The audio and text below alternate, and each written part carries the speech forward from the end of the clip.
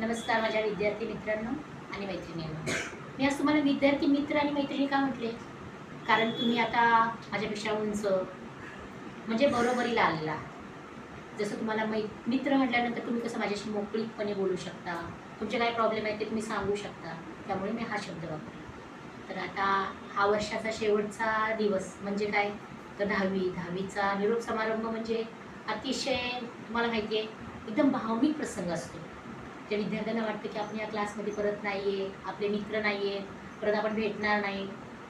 मग त्याच्यामुळे मुलांना थोडंसं असं वाटतं की अरे कसं आपण परत कधी भेटणार. पण तसं नाही आहे. तुम्ही भेटू शकता, तुम्ही बोलू शकता. तसं तुम्ही तुमच्यामध्ये तेवढं ठेवायचं की बाबा हां, तुम्ही फोनवरती म्हणा, तुम्ही कोणत्या दुसऱ्या माध्यमातून तुम्ही बोलू शकता. तर या वर्षीच्या 10वीच्या मुलांसाठी मला फक्त एकच सांगायचं आहे की तुम्ही जेव्हा आता परीक्षा द्यायला जाणार, तेव्हा असं समजू नका की 10वीची परीक्षा आहे, चला यावर्षी काय आणि कसंही केलं तरी चालेल, पास झालं तरी फक्त काठावर पास होऊयात, 50% मिळूयात, एवढ्याला महत्त्व नाही आहे. तुम्हाला पर्सेंटेज मिळवायचे आणि त्या पर्सेंटेजवरती तुम्हाला वेगवेगळ्या फील्डमध्ये जायला मिळतं. जसं पर्सेंटेज तुम्ही ठेवतात, 60% असते, 60%मध्ये तुम्हाला कोणती कला शाखा, विज्ञान, वाणिज्य म्हणजे आर्ट्स, कॉमर्स, सायन्स असे फील्ड असतात. तर त्याच्यामध्ये तुम्हाला जसे पर्सेंटेज मिळतात तसं तुम्हाला कॉलेज निवडावं लागतं. मग तुम्ही जर असं समजलं की नाही मी थोडे कमीत कमी मिळवलं तर मला असं कॉलेज मिळेल, तुम्हाला एकदम लो कॅटेगरीचं कॉलेज मिळणार नाही. कमी पर्सेंटेज असेल तर.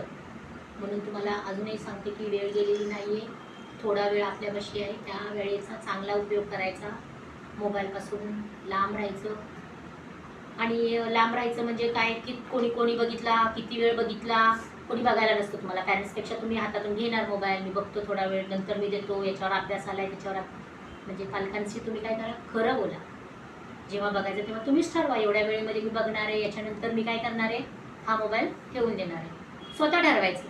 कारण तुम्हाला पालकांना असं वाटतं ना की मोबाईलवर अभ्यास आला म्हणजे बघतोय, बघू दे जाऊ दे, बोलतात ना पालक तुम्हाला. बरं आला असेल बघा बघा मोबाईल तुम्ही देतात पालक, त्यांना काय माहिती असतं तुम्ही काय करतात ते. तर आपल्या मनावर आपलं स्वतःचं कंट्रोल पाहिजे की मी अभ्यासाव्यतिरिक्त काय स्क्रोल करतोय, समजलं. मग तुम्ही काय करायचं, मोबाईलचा उपयोग चांगल्या आणि चांगल्याच कारणासाठी वापरायचा. याच्यापुढे आपल्याला माहिती आहे की आपल्याला प्रत्येक वर्षी टप्प्याटप्प्याने अभ्यास असतो. 8वी 9वी 10वी हे शैक्षणिक वर्ष झाल्यानंतर तुम्हाला याच्यातलं 11वी 12वीला कोणी बोर्ड धरून चालायला शिकवणार नाही. प्रत्येक वर्षी म्हणजे 1ली ते 10वी पर्यंत